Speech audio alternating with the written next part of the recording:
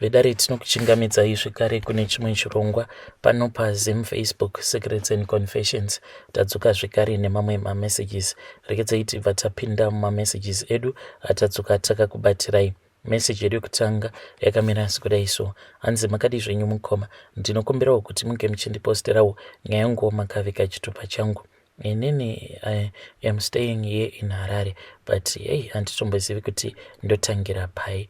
Okay, it all started apo pandakasangana noumwe mukomana uyo wendichati Tinashe, not his real name. Murume uyu akandivimbisa a lot. He promised me the world.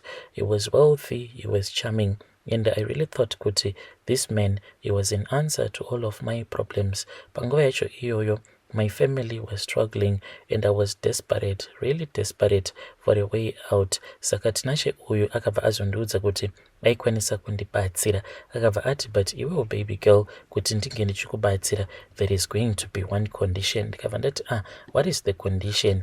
Iye akabva ati, you have to agree to do something different. Haana kana kumbogara aka-explainer what he meant by me doing something that was different. By then, I was so deep in love with him, so deep into the relationship, zvokuti I never even bothered to ask a lot of questions. A few weeks later, I then found myself ndava kutanga kuitiswa zvimwe zvinhu zvandainge ndisingambonzwisisi, kutanga kubatiswa mishonga, kuitiswa zvechivanhu, and they changed my life forever, those rituals that he made me to do.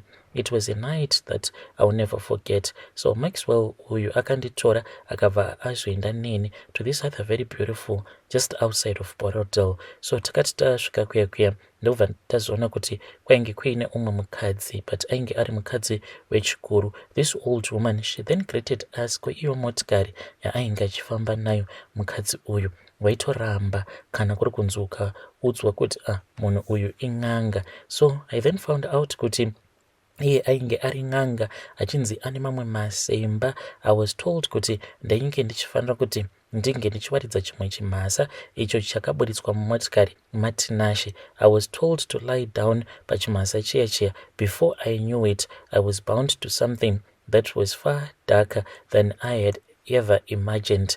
So mukadzi uyu akabva azoti ndaifanira kuti ndinge ndichiita sekunge ndinodeketerera, but ndainge ndisingatombozivi kuti what exactly was I supposed to say. But iye akati, inini ndichange ndichizokubatsira kudeketerera, then iwewe you will just follow what I will be saying. Ndikabva ndati zvakanaka igogo, ndokubva ndatanga kudeketerera paya. Mukomana nyoka chaiyo. Nyoka iyi, it just came out of nowhere, but nyoka iyi ndakamboiona before, mushure mekunge ndaenda kumba kwake Tinashe uyu. Nyoka iyi ndakaiona, ndikabva ndati iwe ona nyoka iyo. Apa tainge titori muliving room tichitoona zvedu movie, ndopandakaiona nyoka, but iye manje akatongoramba zvake akatarisa kuTV. Pandakaramba ndichimuti ona nyoka iyo. So iyo yainge ichitofamba but yainge isingakwanisa kunyatsokumhanya because yaitsvedza pamatiles. Saka pandakaramba ndichimuti iwe nyoka iyo, ndokubva atondiitira zvehasha zvezvi, akabva ati saka what do you want me to do? Uda kuti ndinge ndichienda ikoko koikandiuraya? I was like, what is the meaning of all of this? But nekuda kwekuti he was the one who was assisting me, I then chose to keep my peace. Ndokubva ndanyarara paya for everything that he had promised me. Saka ndiyo nyoka zvekare iyo yandakazoona. So nyoka iyi pandakaiona yakabva yatanga kuuya kwandiri zvishoma nezvishoma. Ndainge ndichida kutiza, but vanhu vaya vainge vachishandidzana nagogo vaya n'anga vakabva vazondibata, vakabva vati hausi kufanira kuti unge uchitiza, nekuti kana ukatiza zvinoreva kuti dare rako rinenge risina kuzadzikiswa. Nyoka iyi iri kufanira kuti inge ichizouya ichizokunanzva. Zveshuwa nyoka iyoyo yakabva yauya ndokubva yachizotanga kundinanzva. I was very terrified mukoma, feeling the coldness of that snake as it was wrapping itself around my legs, around my waist, around my stomach, everywhere kani ichindinanzva until I just chose to let go. I then accepted it. Panguva yacho iyoyo mukoma ndo pandakanzwa like mweya mutsvene uchibuda mandiri.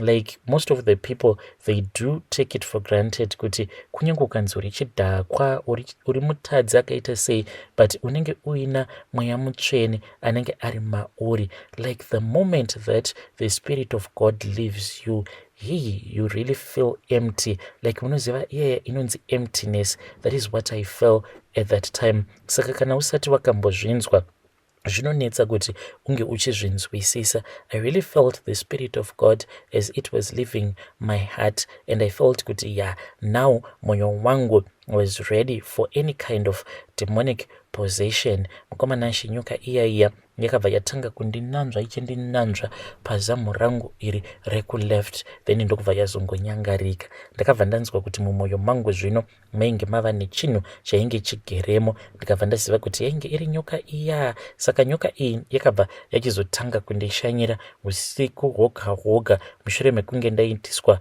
mikodziyadziya. Nyoka iyi yaitouya then yobva yandimoneredza. Yaitanga nekumakumbo uku ichizvimoneredza pamakumbo angu kudzamara yotanga kuita sekunge inondidya sikarudzi yangu. But to my surprise, ndaibva ndatotanga kutonakidzwa. Munoona iya yavanoti sweating, nekuda kwekuti yairamba ichingondinanzva sikarudzi yangu kwenguva refu. Then ndaizonzwa kuti iko zvino zvava kunyanyisa kunaka ichita bonde neni, ndobva ndaita iyoyo sweating yacho.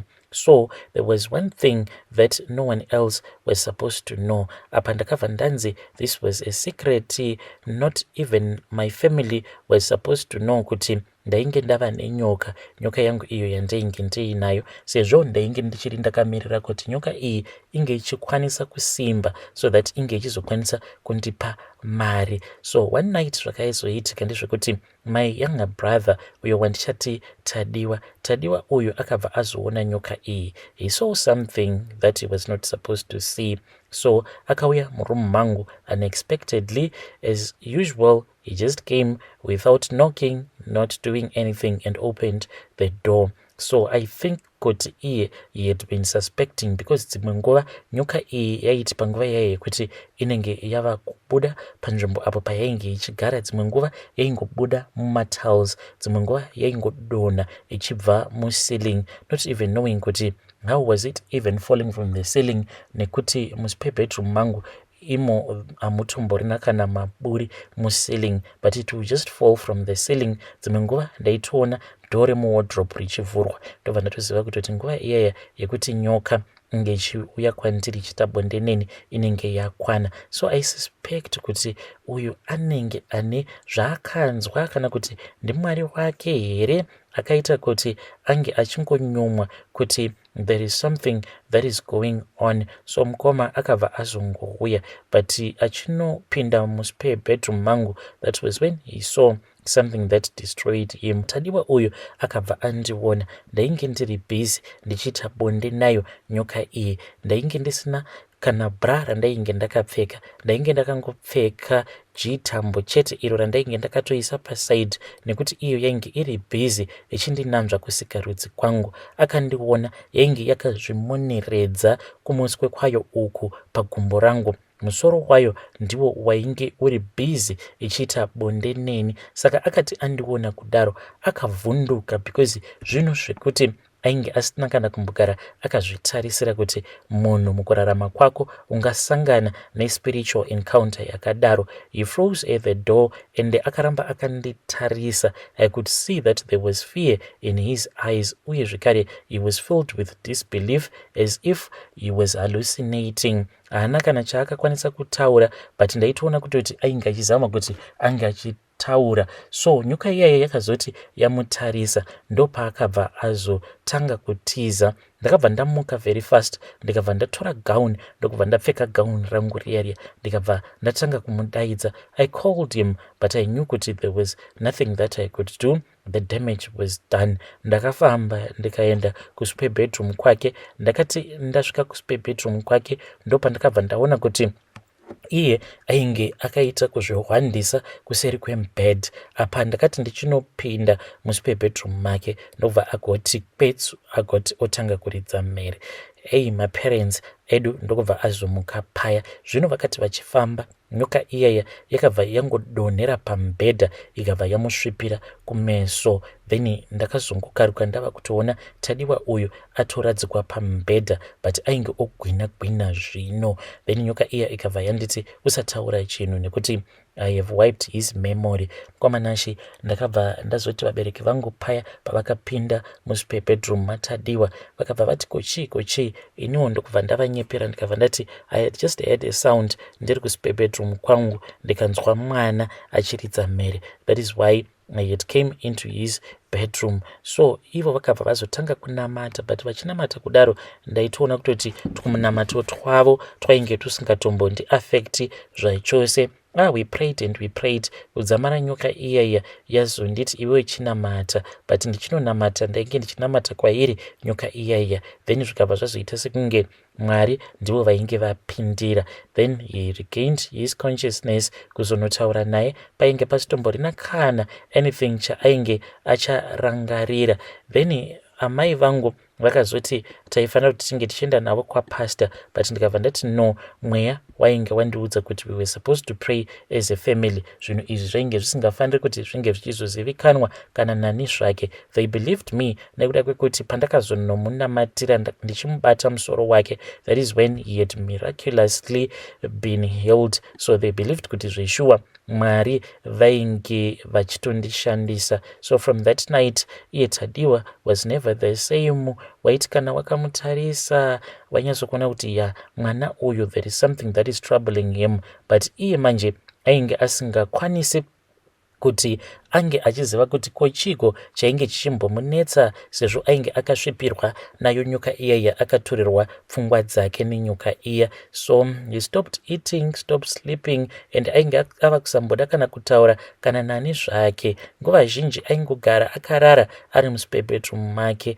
That was when he started losing his mind. When he lost his mind, Mkomanashi, hey, that was the most painful thing that had ever happened to me, because ndainge ndichiziva kuti iye Tadiwa uyu ndini ndainge ndaita kuti ange achizopenga. Akaendeswa kumadoctors, but dzainge dzingoriwo shungu dzevabereki dzekuti mwana wavo ange achipora, but nothing was ever going to change. Mkomanashi, within a few weeks hanzvadzi yangu ndokubva azoshaika. Akati ashaika kudaro, vabereki vangu saamai vangu ndakavanzwira tsitsi. Kana kamuchemero kacho kavakazoita ndokakazokonzeresa kuti ndinge ndichizosvika pakuchema like zvandainge ndoita ipapo. I could not even mourn for him properly. Every time that I would close my eyes, I would see kuti yei, zvandakaita ndakakanganisa.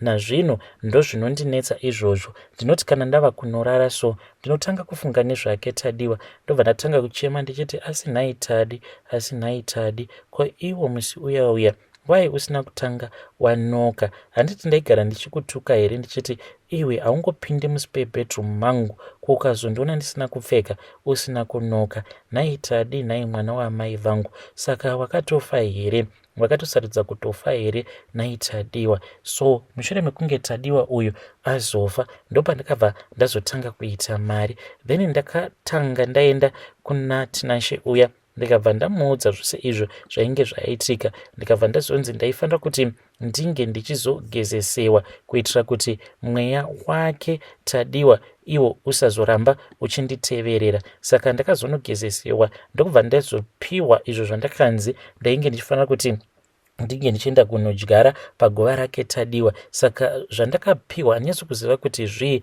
but I think kuti mumera nge ndichienda kunodyara paguva rake. Ndakaenda kuya mukoma ndikabva ndatoona nyoka ichitobuda muguva make Tadiwa. Ndikatoziva kutoti mweya wake uyu yanguwo nyoka yakabva yabuda, ndokubva dzatanga kurwa nyoka dziya. Then yangu yakabva yazokurira mweya waTadiwa. Then nyoka iyaya ikabva yazotiza ichidzokera zvekare muguva. So mukoma, iniwo zvangu mari ndinayo, but vabereki vangu havatozvizivi kuti mwana wavo usiku woga harari. Vabereki vangu vanorwadziwa because vaizviziva kuti inini ndaiva munhu wewo kuti ndaifarira Mwari, but right now ndinonwa doro. Like kana ndiri pamba ndinozotoita zvekuzvilimita ndisingade kurwadzisa amai vangu, but ndinongoti kana ndikawana mukana wekuti ndinge ndichimboenda kuma outings, mukoma, ndinonwa doro zvekuti dzimwe nguva ndinozotomuka ndobva ndatoona kuti usiku hwose panenge patori nevarume